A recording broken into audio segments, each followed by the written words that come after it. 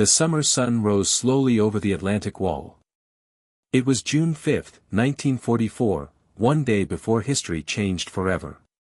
Along the cold, grey beaches of Normandy, German soldiers carried out the same routine they had followed for months, checking the bunkers, cleaning rifles, and staring at the endless horizon that had been quiet for so long.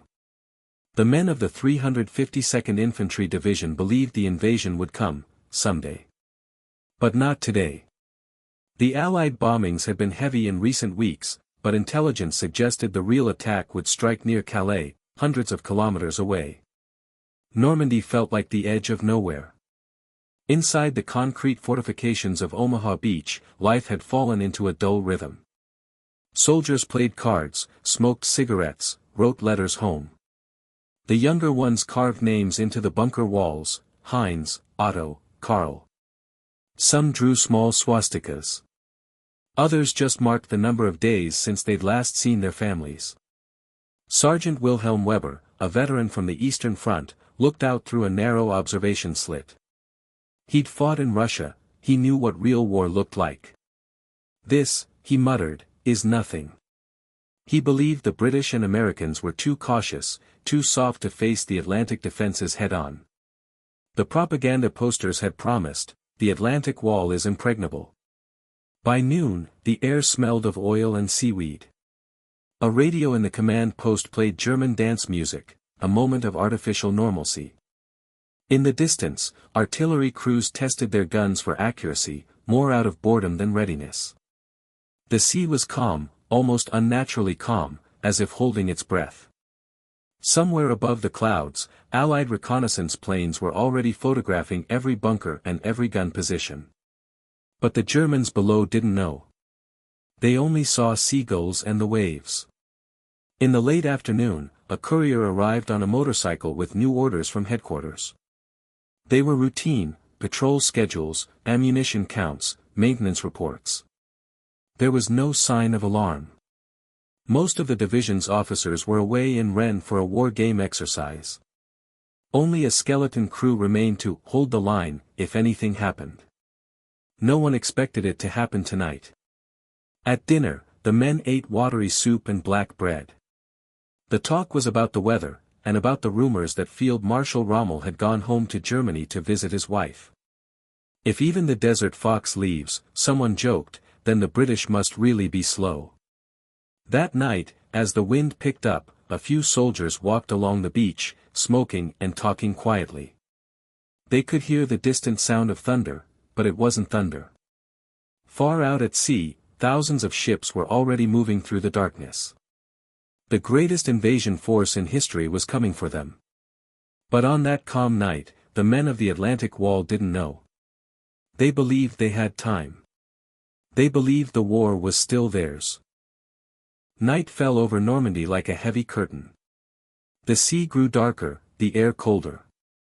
For most German soldiers stationed along the coast, June 5 was just another night shift. The same waves, the same wind, the same silence. At 22:30, Corporal Ernst Muller climbed the steps to the bunker's observation post. He lit a cigarette, shielding the flame from the wind. All quiet, he reported. The Atlantic stretched endlessly into blackness. But beyond that blackness, something was stirring, something no one on shore could yet see. At 23:45, strange reports began crackling over the field radios. Units north of Cherbourg and south near Cannes both reported unidentified aircraft flying low over the coastline. The operators assumed it was just another British reconnaissance flight. But this time, the radar screens told a different story. In the radar bunker at Villers-sur-Mer, Lieutenant Kruger leaned over the glowing green screen. Dots appeared, multiplied, and spread across the channel. Too many for reconnaissance. Too many for decoys. This can't be right, he whispered. It's hundreds. The radar technician swallowed hard. Sir, maybe thousands. Within minutes, the phones began ringing up and down the coast. Command posts demanded confirmation. Was this an invasion? Or just another air raid? Nobody knew. The German High Command had received dozens of false alarms in the past months. Most officers had grown tired of jumping at shadows. At midnight, the first paratroopers dropped. But the Germans didn't realize it. To them, it was chaos, reports of enemy saboteurs, parachutes in the fields, and explosions inland. In many places, the defenders fired blindly into the night, killing cows, trees, and sometimes their own men. Confusion spread faster than any order could travel. In the 716th Infantry Division sector, a farmer ran to the nearest outpost shouting that soldiers had fallen from the sky near his barn. The sentries laughed at first, until they heard gunfire echoing from the fields. The first American Pathfinders had already begun marking drop zones for the airborne invasion. At 1 o'clock, the coastal artillery at Point du Hoc received strange coordinates. The naval radar was picking up huge moving shadows offshore. "Probably another British deception," said the battery commander. But even he didn't sound sure. At 1:15, a runner burst into the command bunker near Colleville. "Sir, radio contact lost with 2 eastern posts. They report movement on the beaches." "Impossible," came the answer. "The tide is too high, the storm too strong." But the storm the Germans saw on their radar was not weather. It was the Allied Armada. By 2 o'clock, the air was alive with the drone of engines. Hundreds of C-47 transport planes flew overhead, invisible in the darkness. Anti-aircraft batteries opened fire blindly. Tracers streaked across the sky like red lightning. Some paratroopers landed far from their targets, crashing through trees, drowning in flooded marshes. Others landed right on top of German positions, starting brutal firefights in the dark. Sergeant Weber woke to the sound of distant explosions. He stepped outside the bunker, looked up, and saw faint orange flashes on the horizon. "Probably bombers again," he said to himself. But deep inside, something felt different. The air was too tense. The sea too quiet. At 3 o'clock, the phone lines to headquarters went dead. The last transmission before silence was a frantic voice shouting, "They're here." "They're static." Weber felt the ground tremble under his boots. Far out at sea, invisible through the fog, the largest invasion fleet in history was now within range.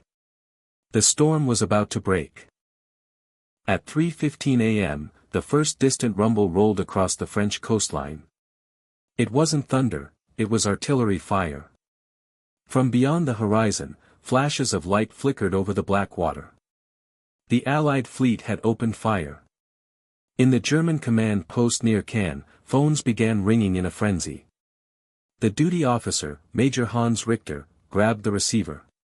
"This is headquarters, report." "Sir," a panicked voice replied, "we're under heavy bombardment. Ships, dozens of them, we can see muzzle flashes from the sea." Richter froze. "Which sector?" "Gold Beach, sir." "They're landing." The line went dead. He turned to his adjutant. "Wake everyone. This is it." By 3:30, the horizon was a living wall of fire. Hundreds of Allied warships, destroyers, cruisers, battleships, were shelling the Atlantic Wall. Concrete bunkers shuddered, sandbags burst, and barbed wire was ripped apart. For many German soldiers, this was their first taste of real combat. In the village of Courseulles-sur-Mer, Private Franz Becker hid behind a collapsed wall, clutching his rifle. The ground trembled with every explosion. The sky flickered like lightning. "They're coming," whispered his friend beside him. "It's happening." At 4 o'clock, the coastal defenses sent their first confirmed message to the Oberkommando der Wehrmacht. "Enemy landings imminent. Massive naval force sighted." But by the time the message reached Paris, it was already outdated. The Allies had been preparing for this night for months. The German chain of command could barely keep up with the hour. Inside a concrete bunker overlooking Omaha Beach, Sergeant Weber, the same soldier from earlier, watched through his binoculars as shadows moved on the water. At first, he thought they were boats from local fishermen. Then lightning-like flashes revealed thousands of small craft advancing in perfect formation. He felt his stomach turn cold. "Mein Gott," he muttered. "They're really doing it." The air filled with the roar of engines. Landing craft slammed into the waves, carrying men who would soon change history. Behind them, massive transports launched amphibious tanks, some sank instantly, swallowed by the rough sea. Others churned forward, heading toward the fortified beaches. At 4:45, German artillery batteries finally opened fire. Shells whistled through the mist, exploding among the assault boats. The radio chatter turned chaotic, orders, screams, static. "We need reinforcements. They're already on the beach. We can't see through the smoke." By dawn, the coastline was a living nightmare. Explosions rolled one after another, merging into a single continuous roar. The smell of cordite, seawater, and smoke filled the air. Major Richter stood over the command map, tracing enemy movements with a trembling hand. "Where is the 21st Panzer Division?" he demanded. "Why haven't they counterattacked?" "Still waiting for Hitler's permission, sir." "Permission?" Richter's voice broke. "The invasion is here." But Hitler was asleep, and his staff had orders not to wake him until 9 o'clock.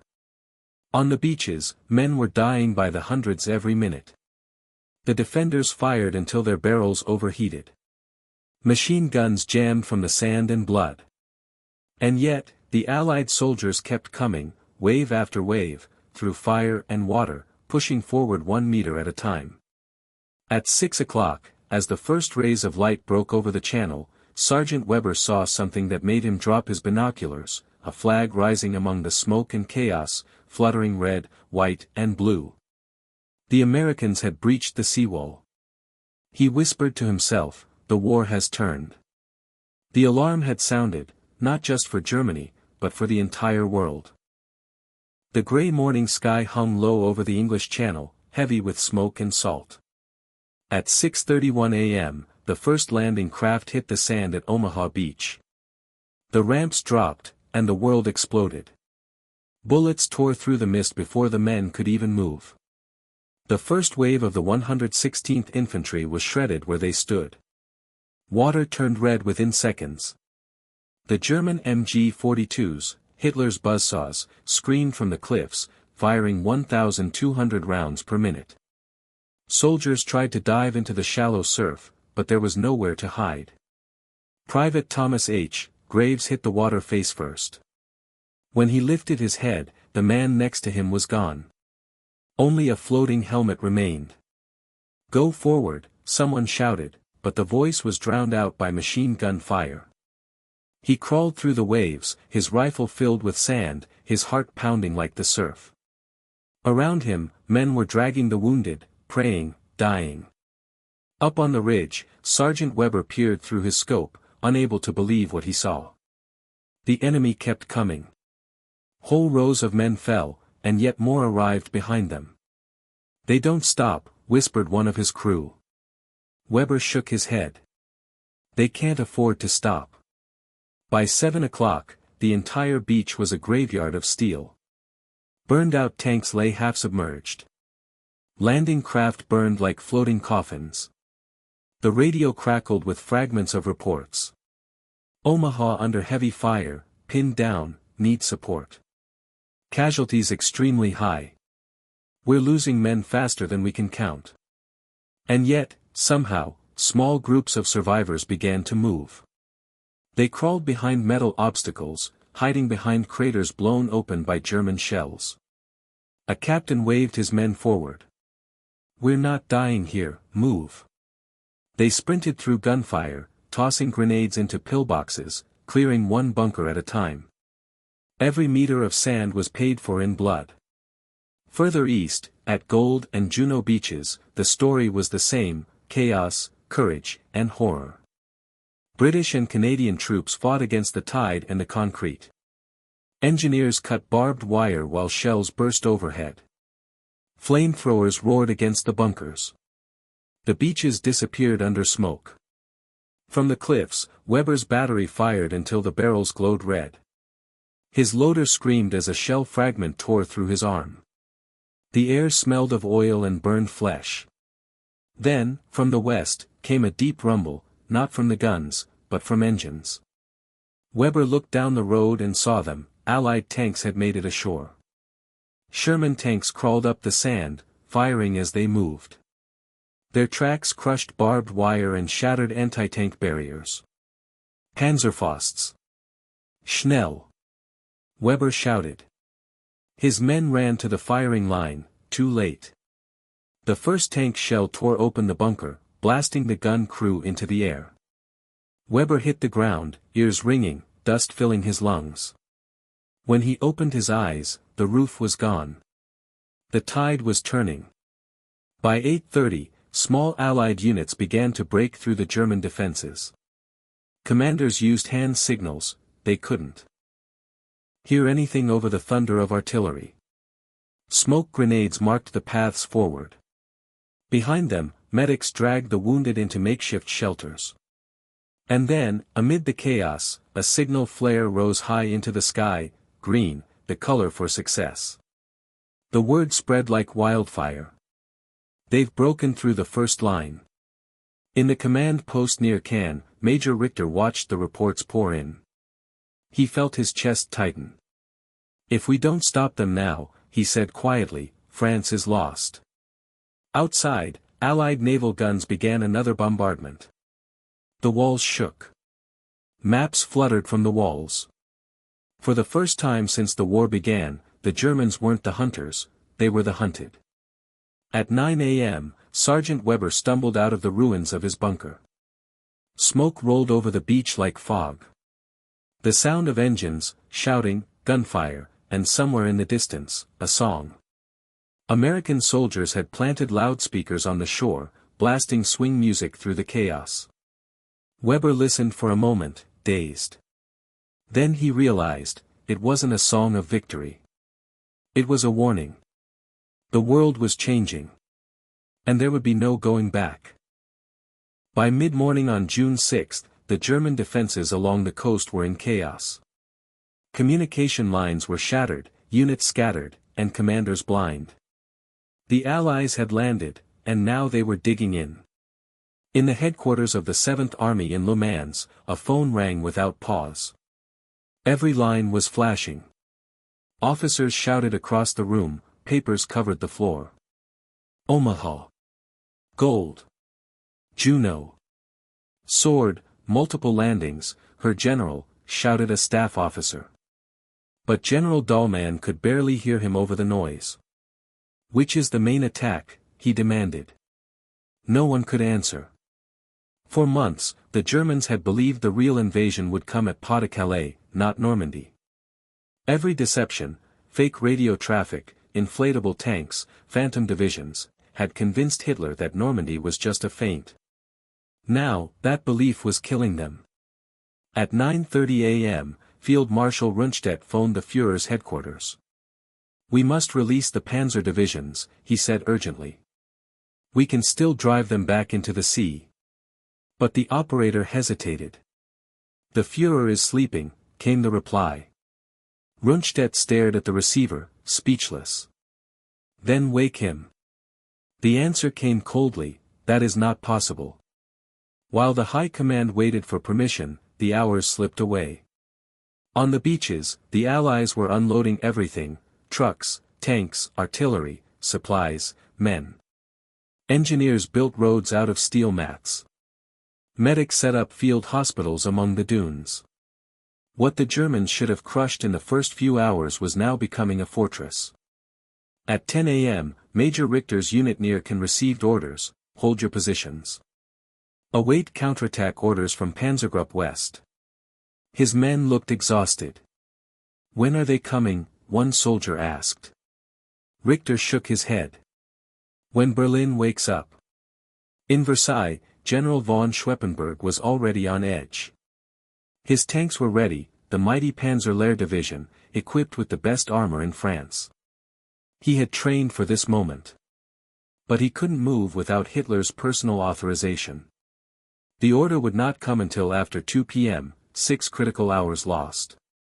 By the time the panzers rolled out, Allied aircraft ruled the skies. The German columns moved through hedgerow roads, perfect targets for fighter bombers. Within minutes, the Typhoons and Thunderbolts were on them. Rockets screamed from above, turning tanks into fireballs. The counterattack died before it even reached the coast. Back on the front line, Sergeant Weber watched as Allied artillery began to pound the cliffs behind him. His radio operator handed him a headset, shouting over the noise, "Headquarters says to hold. Reinforcements are coming." Weber laughed bitterly. "They said that yesterday, too." He looked through his binoculars at the sea. What he saw made his stomach drop, an ocean filled with ships. More were arriving every minute, stretching to the horizon. "Reinforcements," he muttered. "There's never stop." At noon, General Dahlmann finally received the order from Berlin, commit Panzer Lehr and 12th SS Panzer Hitlerjugend divisions to Normandy. But it was too late. The Allies already controlled the beaches, had established supply lines, and were advancing inland. Reports came in from all along the coast. Enemy armor sighted near Bayeux. Air superiority total. Infantry exhausted. Ammunition low. By sunset, Rundstedt made one last desperate call to Berlin. "We have lost the day," he said simply. "The enemy is ashore to stay." Hitler, finally awake, refused to believe it. "This is still the diversion," he said. "The main attack will come at Calais." That night, Sergeant Weber and what remained of his company retreated inland through the hedgerows. The air stank of smoke and diesel. Behind them, the coast burned, bunkers collapsing, the sea filled with wreckage. For the men on both sides, the truth was clear. The invasion had succeeded, not because the Allies were unstoppable, but because the German counterattack had never come. By early July 1944, Cannes had become a city trapped between two worlds, one still held by German forces, the other slowly consumed by Allied firepower. For the men defending it, the city was no longer a place on a map, it was a symbol. For Hitler, it was to be held to the last man. For the Allies, it was the key to breaking out of Normandy. The battle for Cannes was not fast. It was slow, grinding, and merciless. The Allies had expected to take the city on D-Day itself. Instead, it took over a month. At dawn on July 7, British bombers filled the sky. More than 2,000 tons of bombs fell within an hour. Entire neighborhoods vanished in a cloud of dust and flame. Survivors would later say the ground shook like thunder. Inside a half-ruined church, Sergeant Weber crouched with his men. His face was black with soot. "It's not war anymore," one soldier whispered. "It's the end of the world." Weber said nothing. He just watched the walls tremble. Above them, the Royal Air Force turned Cannes into rubble. But beneath that rubble, the 12th SS Panzer Division Hitlerjugend still held its ground. Many of them were barely 18 years old, fanatically loyal, battle-hardened by weeks of fighting. Their orders were clear: no retreat. On the other side of the city, the British 3rd Infantry Division advanced street by street, building by building. Every intersection became a battlefield. Snipers hid in church towers, tanks fired point-blank into basements. Captain John McAllister of the Royal Engineers later wrote in his diary, "You didn't fight in Cannes, you hunted and hid." The city was gone. Only fire, smoke, and shadows. By midday, the Allies were closing in from the north and west. The Germans were surrounded on three sides. Weber's unit was cut off from headquarters. The radio only hissed static. He looked at his last few men, tired, wounded, their uniforms covered in brick dust. "We hold here," he said quietly. "No surrender." At 1300 hours, British tanks rolled through the shattered streets. The noise was deafening. Every explosion echoed off broken stone like thunder in a canyon. Weber fired his Panzerfaust from behind a collapsed wall, hitting the lead tank. It burned for a moment, then another rolled past it. "Another one," shouted his loader. "No ammo," Weber said, eyes hollow. The British infantry followed close behind. Grenades rolled into doorways. German machine guns spat defiance. The fight turned into chaos, room to room, floor to floor. Smoke turned day into night. By 1700 hours, the city center was gone. Cannes was burning. Flames reached the cathedral spire. Civilians fled through the ruins, hands raised, stumbling between soldiers who barely noticed them. At 1820, a British patrol found a group of German survivors hiding in a wine cellar. Weber was among them, covered in dust and blood, holding a pistol with no bullets left. The officer in charge simply nodded. "It's over." Weber didn't respond. He looked around, at the collapsed wall. The broken flags, the faces of his men. The sound of battle was fading now, replaced by the crackle of fires and distant artillery. Outside, Allied engineers planted flags on the rubble. The city that had once been the pride of Normandy was now a graveyard. But for the Allies, it was also a turning point. With Cannes finally in their hands, the road to Paris was open. For the Germans, it was the beginning of the end. The myth of invincibility, broken. The spirit of resistance, fading. As night fell, the city glowed orange under the smoke. Weber sat silently on the ground, watching sparks drift into the dark sky. He thought of the men who had fought beside him, of the country he might never see again, and of the war that was slowly consuming everything it touched. By late July 1944, the battle for Normandy had become a stalemate. The Allies were trapped behind the hedgerows, those thick earthen walls that turned every field into a fortress. The Germans, though battered, still held the high ground. For 7 long weeks, the front barely moved. Then, on July 25, the sky opened. Operation Cobra, the American plan to break out of Normandy, began with one of the most devastating bombardments of the war. At 9:30 a.m., over 1,500 heavy bombers roared overhead. The earth trembled. The air turned black. Villages disappeared in seconds. German positions, once invisible behind the hedges, were obliterated by tons of explosives. Sergeant Weber was among those caught in the inferno. He had survived D-Day, Cannes, and countless air raids, but nothing like this. The ground seemed to lift beneath him. It felt like the world was being ripped apart, he would later recall. We couldn't hear, couldn't breathe. Only the sky, screaming. When the smoke finally began to clear, the American ground assault started. Tanks from the U.S. 2nd Armored Division advanced through the wreckage, followed by infantry in olive-drab uniforms, their helmets glinting in the sun. The fields that had been quiet for weeks now shook with the sound of engines. On the German side, there was no real front anymore. Entire companies had vanished under the bombardment. Command lines were gone. Radios silent. Weber's commanding officer, a major from the Panzer Division, stared at the destruction around him. "We are finished," he said simply. By noon, American forces were pushing deep into the German rear. Their tanks crushed the hedgerows with steel, rhino, blades welded to their fronts, an invention born from desperation and ingenuity. The Germans had built their defenses to stop armor, now those same walls were being used as cover by the attackers. Weber and his men tried to regroup near St-Lô. But the roads were chaos, columns of burning vehicles, wounded soldiers wandering aimlessly, horses screaming. Above, American fighter bombers circled like hawks, diving to destroy anything that moved. At 13:45, a group of P-47 Thunderbolts spotted a convoy of retreating German trucks. Rockets streaked down from the sky. The road erupted in flame. Weber threw himself into a ditch as shrapnel whistled overhead. When he looked up, the world was on fire. Meanwhile, General Omar Bradley watched the operation unfold from a forward command post. "We've broken their spine," he said quietly.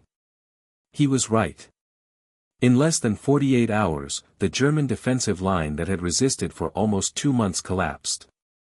Panzer Lehr, once the pride of the German army in France, ceased to exist as a fighting unit. The few tanks that survived retreated south, trying to regroup. But there was no longer a line to hold, only open countryside and relentless Allied pursuit. As American forces surged forward, the speed of their advance stunned even themselves. Towns fell one after another: Coutances, Avranches, Mortain. Roads clogged with German prisoners and destroyed vehicles. The breakout had begun, and there was no stopping it. For Weber, the realization came slowly, painfully. "We weren't soldiers anymore," he later wrote. "We were survivors, running from ghosts of our own defeat." That night, as he and a handful of men camped in the ruins of a farmhouse, he listened to the distant rumble of tanks moving south. The sound didn't stop, it rolled through the darkness like thunder. "Where are they going?" one soldier asked. Weber stared into the fire. "Everywhere," he said. By the end of July, the Americans had torn a hole 40 miles wide in the German front. The Allied army was free, and France itself was beginning to awaken. Resistance fighters emerged from hiding. Roads once patrolled by the Wehrmacht now echoed with the roar of Allied jeeps. The tide of war had finally turned. August 1944. The German army in France was collapsing. What began as an orderly withdrawal after Operation Cobra was turning into disaster. American, British, and Canadian forces were closing in from 3 sides, a steel trap tightening around tens of thousands of German soldiers. The place would become known as the Falaise Pocket. For Feldwebel Weber, the nightmare began near the town of Chambois. His unit, what was left of it, had been ordered to hold the road open so retreating troops could escape east. They were exhausted, half-starved, their tanks running on fumes. The sky above was alive with Allied aircraft. P-51 Mustangs hunted convoys like predators. Columns of smoke rose on the horizon, burning trucks, ammunition dumps, and entire villages set ablaze. Every hour, Weber wrote, the ring grew smaller. The air stank of fuel, sweat, and fear. The once mighty German 7th Army was disintegrating. Communications had collapsed. Units mixed together in chaos, infantry, SS, artillery, all trying to flee the encirclement. Roads jammed with horse-drawn wagons, tanks without fuel, and men walking silently, eyes hollow. To the west, American forces under General Patton were advancing fast. To the north, the British and Canadians pushed south from Caen. And in the east, the Poles, fierce and relentless, held the high ground at Hill 262, overlooking the only escape route left. On August 19, the trap closed. The battle for Falaise became a slaughter. Allied artillery rained fire into the valley below. The air was thick with dust and smoke, the ground shook constantly. Horses screamed, trucks exploded, and men stumbled through fields littered with wreckage. Weber's unit tried to break out at dawn. They moved through the fog, following the distant sound of engines, but every step brought them closer to chaos. A German tank ahead of them hit a mine and vanished in a flash of light. Shrapnel cut through the men like knives. Weber was thrown to the ground, ears ringing. When he looked up, there was nothing left but a burning crater. He crawled forward, dragging a wounded comrade. Overhead, a formation of Typhoons screamed down, unleashing rockets into the convoy behind them. The blast sent shockwaves across the fields. Bodies fell, vehicles flipped, and the smell of burning fuel filled the air. By midday, the road to Chambois was a graveyard. Meanwhile, on Hill 262, Polish soldiers of the 1st Armored Division fought like lions. Surrounded, low on ammunition, they refused to retreat. For 2 days, they held off wave after wave of German attacks, their Sherman tanks burning but unyielding. Their radio message was short and defiant. "We are still holding. The situation is desperate. Ammo low. The Germans are everywhere." From his position below, Weber could hear the battle raging on the hill, machine guns, artillery, screams. "The Poles fought like ghosts," he later wrote. "We could see their tracers cutting through the smoke. They never stopped firing." By the evening of August 20th, the German army in Normandy ceased to exist as an organized force. Tens of thousands were dead. The valley reeked of death, burned metal, scorched earth, and the bodies of men and horses alike. Allied soldiers would later describe it as the corridor of death. Those who survived the encirclement fled east in chaos, abandoning vehicles and weapons. Weber was among them, his uniform torn, his boots covered in mud, his soul hollowed by what he had seen. When he finally crossed the Seine River days later, he looked back toward the west. The sky glowed orange from burning towns. "We left everything there," he whispered. "Our comrades, our honor, our army." For the Allies, Falaise marked the liberation of France. For Germany, it marked the end of any hope in the West. For 4 long years, Paris had lived under the shadow of the swastika. German patrols walked past cafes where waiters once joked with artists. Posters of occupation orders hung where theater announcements used to be. The City of Lights had grown quiet, its spirit dimmed, but never extinguished. By August 1944, after the Falaise disaster, the German front in France had collapsed completely. The Wehrmacht was fleeing toward the German border, leaving behind shattered units and abandoned equipment. But one city remained under their control, Paris. Hitler's orders were clear and horrifying. Paris must not fall into enemy hands, or must lie in ruins. If the Allies approached, he demanded the destruction of bridges, monuments, museums, the entire historical heart of France. General Dietrich von Koltitz, the German military governor of Paris, received these orders with a heavy heart. He was a loyal officer, but he was also a realist. His garrison was weak, short on supplies, surrounded by resistance forces, and cut off from retreat. Destroying Paris would be a crime against history, and it wouldn't stop the Allies anyway. The city was a powder keg. On August 19, the Paris resistance, the FFI, rose up. Barricades appeared overnight, made of cobblestones, overturned cars, furniture, anything the people could carry. The sound of rifle fire echoed through narrow streets. Tram drivers parked their trams sideways to block German patrols. Postal workers refused to deliver German dispatches. Police stations declared loyalty to the resistance. For the first time in years, the French flag appeared on rooftops. Inside a cramped headquarters near the prefecture of police, resistance leaders radioed a single message to the approaching Allies. "Paris is fighting. Paris is dying. Paris needs your help." But the Allied High Command had other priorities.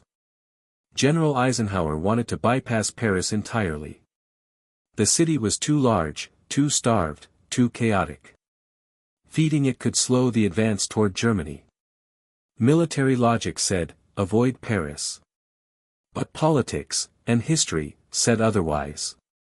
General Charles de Gaulle, leader of Free France, demanded immediate liberation. "Paris is not a military objective," he said. "Paris is a moral one." Meanwhile, inside the city, German forces clashed with resistance fighters in brutal street battles. Machine guns echoed along the Seine. Smoke rose from government buildings. Civilians huddled in basements as bullets cracked through windows.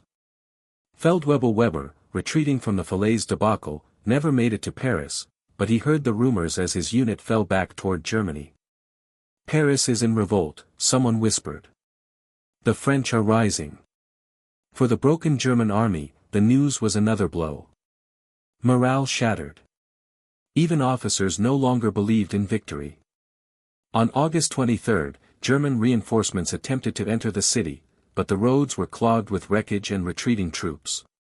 Weber remembered the moment. We passed them on the road. They were marching toward Paris, and we were fleeing it. Some looked at us with disbelief. Others with terror. The German army was collapsing like a dying lung, gasping, shrinking, and powerless to stop the inevitable. Finally, on August 24, Eisenhower gave the order. Send in Leclerc. Liberate Paris. French General Philippe Leclerc and his 2nd Armored Division surged toward the city. His men pushed through German roadblocks, ignored sniper fire, and raced across the last miles. Civilians lined the streets of the suburbs, cheering, crying, offering wine bottles, flowers, and desperate embraces. At 21:22, tanks of the French 2nd Armored Division entered Paris. Their engines roared through wide boulevards. People climbed onto the vehicles, shouting, "Vive la France! Vive la liberté!" The next morning, Allied troops swept through the city. German garrisons surrendered or fled. Resistance fighters guided the soldiers to remaining strongpoints. Then came the moment that would define history. On August 25, 1944, in the Hôtel de Ville, General de Gaulle strode into the building with iconic authority. The room erupted in cheers. A French officer read the unconditional surrender of all German forces in Paris. Koltitz, the German commander, bowed his head. He had refused to destroy the city. Paris would live. Outside, church bells rang for the first time since 1940. Crowds flooded the Champs-Élysées. People danced along the Seine. Some sang the anthem through tears. Others embraced strangers as if reunited with lost family. Paris, occupied, starved, bombed, humiliated, was free. For many German soldiers, Weber included, the news of Paris' liberation marked a psychological breaking point. "We knew then," he wrote, "that the war was over for us. We were simply waiting for the world to collapse." But for the Allies and the people of France, the liberation of Paris was more than a military victory. It was the rebirth of a nation, a reminder that even after years of darkness, the human spirit could rise again. The collapse of the German front in France was not a retreat, it was a rout. After the fall of Paris, the once proud Wehrmacht was no longer an organized army but a desperate tide of men and machines trying to escape annihilation. Roads leading east were clogged with trucks, carts, wagons, and marching soldiers. Horses pulled what fuel trucks could not. Thousands of vehicles burned out along the roadside, their engines seized, their crews gone. The stench of oil, dust, and fear filled the air. Feldwebel Weber, who had survived D-Day and the Falaise Pocket, marched among them. "We moved like ghosts," he later wrote. No orders, no maps, only the thought of reaching Germany alive. The broken army. By September 1944, the German army in the West had lost nearly 500,000 men, dead, wounded, or captured. Units that once prided themselves on precision and discipline were now reduced to stragglers moving through shattered villages.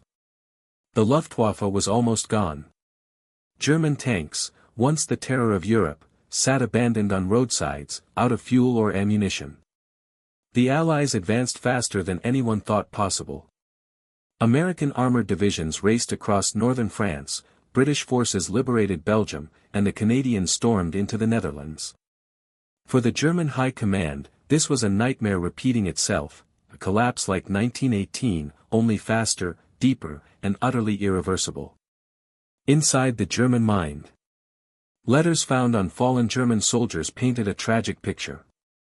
Some still wrote of duty and honor, but most wrote of homesickness, exhaustion, and quiet despair.